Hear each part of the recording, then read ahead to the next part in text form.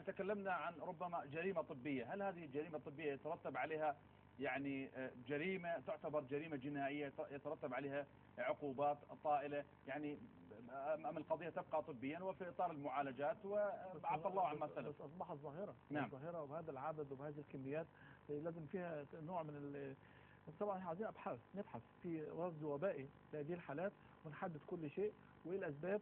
مقارنه بالسنوات السابقه هتلاقي فيه زياده للاسف يعني.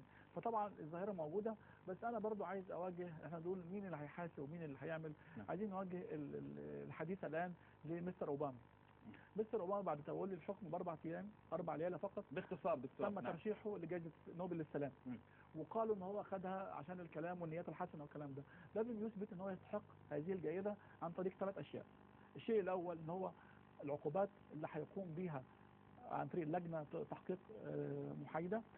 الشيء الثاني التعويض، احنا عايزين تعويض لكل هؤلاء. والشيء الثالث البحوث، لازم احنا نعمل بحوث بحيث ما الحلول. لازم يوجد لنا حلول مضاده لهذه التلوثات وهذه الامراض على قدر الامكان. نعم.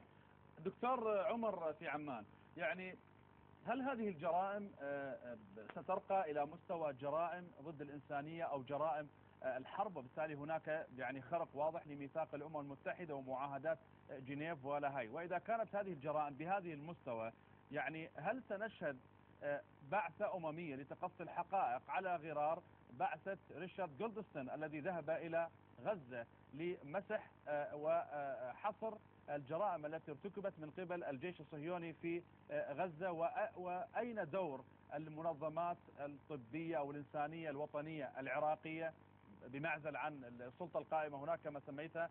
هل هناك من تنسيق عربي، من تنسيق دولي لبلورة